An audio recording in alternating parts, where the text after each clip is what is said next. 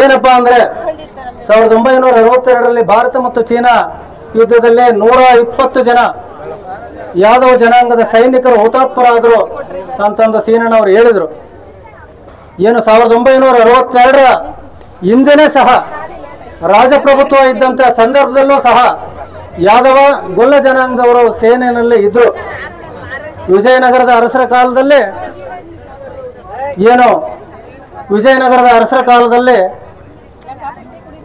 ಯಾರು ನಮ್ಮ ಕೃಷ್ಣದೇವರಾಯರ ಅರಸರ ಕಾಲದಲ್ಲಿ ಕಾಚುಗೊಲ್ಲ ಅಂತ ಮಂತ್ರಿ ಆಗಿದ್ದರು.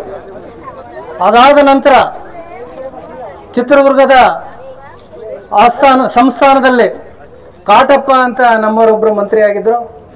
ಅದೆಲ್ಲದಕ್ಕಿಂತ ಮುಖ್ಯವಾಗಿ ಶಿರಾ ಕೋಟೆಯನ್ನು ಕಟ್ಟಿದಂಥವರು ಗೊಮ್ಮನಹಳ್ಳಿಯ ಯಾದವ ಜನಾಂಗದ ನಮ್ಮ ಜನಾಂಗದ ಸಹೋದರರು ಅಂತ ಇತಿಹಾಸ ಹೇಳುತ್ತೆ. ವೀರಭದ್ರ ನಾಯಕ ಅಂತ ಒಂದು ಇತಿಹಾಸಕಾರರು ಸಂಶೋಧನೆಯನ್ನು ಮಾಡಿ ಇತಿಹಾಸದ ಜಾನಪದ ಸಂಗ್ರಹದಲ್ಲಿ ಬರೆದಿರ್ತಕ್ಕಂಥದ್ದು ಸಿರಿಯಣ್ಣ ಮತ್ತು ದೇವಣ್ಣ ಅನ್ನೋರು ಏನು ಗೊಮ್ಮನಹಳ್ಳಿಯ ಯಾದವ ಗೊಲ್ಲ ಜನಾಂಗದ ಸಹೋದರರು ಶಿರಾ ಕೋಟೆಯನ್ನು ಕಟ್ತಾರೆ. ತದನಂತರ ರತ್ನಗಿರಿ ಸಿಂಹಾಸನದ ದೊರೆ ರಂಗಪ್ಪ ನಾಯಕ ಗೊಮ್ಮನಹಳ್ಳಿ ಕದನದಲ್ಲಿ ಸಿರಿಯಣ್ಣ ಮತ್ತು ದೇವಣ್ಣನನ್ನು ಸೋಲಿಸಿ ಶಿರಾ ಕೋಟೆಯನ್ನು ಆಕ್ರಮಣ ಮಾಡ್ತಾರೆ.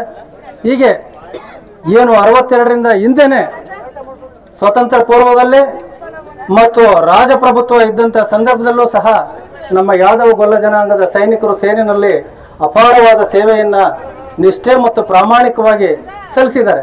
ಅದರ ಜೊತೆಗೆ ಇತ್ತೀಚಿನ ಸ್ವಾತಂತ್ರ್ಯ ನಂತರ ಪ್ರಜಾಪ್ರಭುತ್ವ ರಾಷ್ಟ್ರದಲ್ಲೂ ಸಹ ಅತಿ ಹೆಚ್ಚಿನ ಸಂಖ್ಯೆಯಲ್ಲಿ ನಮ್ಮ ಯಾದವ ಗೊಲ್ಲ ಜನಾಂಗದ ಯುವಕರು ಸೇನೆಯಲ್ಲಿ ಸೇರಿಸಿ ದೇಶ ರಕ್ಷಣೆಗೋಸ್ಕರ ಹೋರಾಟವನ್ನು ಮಾಡ್ತಾ ಇದ್ದಾರೆ.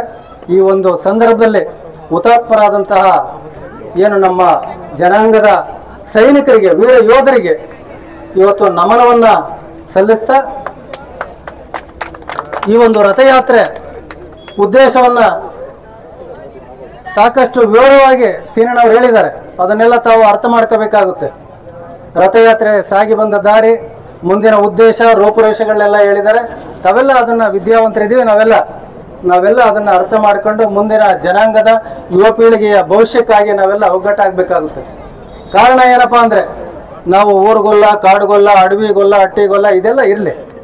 ನಾವೇನು ಕಾಡುಗೊಲ್ಲ ಏನು ಇಟ್ಕೊಂಡಿದ್ದೀವಿ, ಅದೊಂದು ಸಂಘಟನೆ ನಾವೇನು ಮಾಡ್ಕೊಂಡಿದ್ದೀವಿ, ಅದನ್ನು ನಮ್ಮ ಮೀಸಲಾತಿ ಪಡೆಯೋ ಉದ್ದೇಶದಿಂದ ಮಾತ್ರ ನಾವು ಇಟ್ಕೋಬೇಕೇ ಹೊರತು ಜನಾಂಗವನ್ನು ಇಬ್ಬಾಗ ಮಾಡೋದಕ್ಕೆ ಯಾವುದೇ ಕಾರಣಕ್ಕೂ ಅದನ್ನು ನಾವು ಬಳಕೆ ಮಾಡ್ಕೊಳ್ಳೋದು ಬೇಡ. ಗೊಲ್ಲ ಅಂತ ಅಂದರೆ ನಾವೆಲ್ಲ ಒಂದೇ. ಜಾತಿ ವಿಚಾರ ಬಂದಾಗ ಮತ್ತು ರಾಜಕೀಯ ವಿಚಾರ ಬಂದಾಗ ನಾವೆಲ್ಲ ಗೊಲ್ಲರೆ. ಮೀಸಲಾತಿ ಪಡೆಯೋದಕ್ಕಾಗಿ ನಾವು ಕಾಡುಗೊಲ್ಲ ಹೋರಾಟವನ್ನು ನಾವು ನಿರಂತರವಾಗಿ ಮೀಸಲಾತಿ ಸಿಗುವವರೆಗೂ ನಾವು ನಿರಂತರವಾಗಿ ಮಾಡಬೇಕಾಗುತ್ತೆ. ಅದರ ನೇತೃತ್ವವನ್ನು ಸೀನಣ್ಣ ಮತ್ತು ಪೂರ್ಣಿಮಕ್ಕನವರು ವಹಿಸ್ಕೊಂಡು ಅನೇಕ ಬಾರಿ ಡೆಲ್ಲಿಗೆ ಹೋಗಿ ಬುಡಕಟ್ಟು ಸಮಾಜದ ಮಂತ್ರಿಗಳನ್ನೂ ಸಹ ಭೇಟಿ ಮಾಡಿ ಈ ಸಮುದಾಯ ಬುಡಕಟ್ಟು ಲಕ್ಷಣಗಳನ್ನು ಹೊಂದಿರತಕ್ಕಂಥ ಸಮುದಾಯ ಅತಿ ಜಾಗೃತಿಯಾಗಿ ಏನು ಟ್ರೈಬಲ್ ಕ್ಯಾರೆಕ್ಟರ್ ಇರದೇ ಇರತಕ್ಕಂಥ ಸಮುದಾಯಗಳು ಇವತ್ತು ಟ್ರೈಬಲ್ ಬೆನಿಫಿಟ್ಸನ್ನು ಪಡಿತಾ ಇದ್ದಾವೆ. ನಾವು ನಿಜವಾಗಲೂ ಟ್ರೈಬಲ್ ಕ್ಯಾರೆಕ್ಟರ್ ಇರತಕ್ಕಂಥ ಸಮುದಾಯ ಇವತ್ತು ಅವಕಾಶ ವಂಚಿತರಾಗಿದ್ದೇವೆ.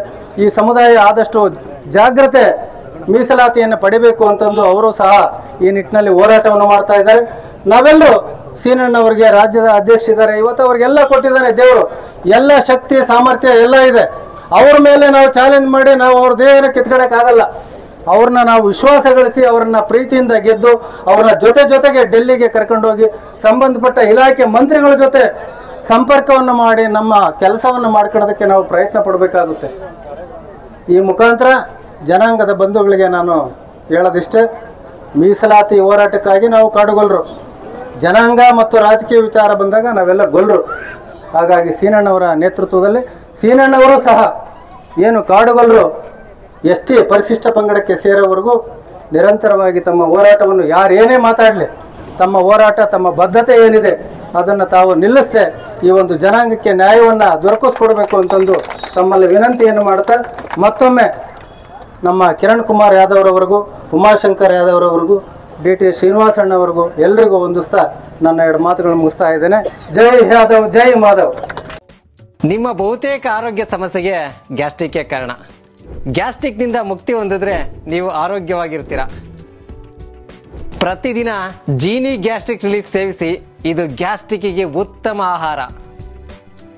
ಜೀನಿ ಗ್ಯಾಸ್ಟ್ರಿಕ್ ರಿಲೀಫ್ ಎಲ್ಲಾ ಮೆಡಿಕಲ್ ಶಾಪ್ಗಳು ಹಾಗೂ ದಿನಸಿ ಅಂಗಡಿಗಳಲ್ಲಿ ಲಭ್ಯ.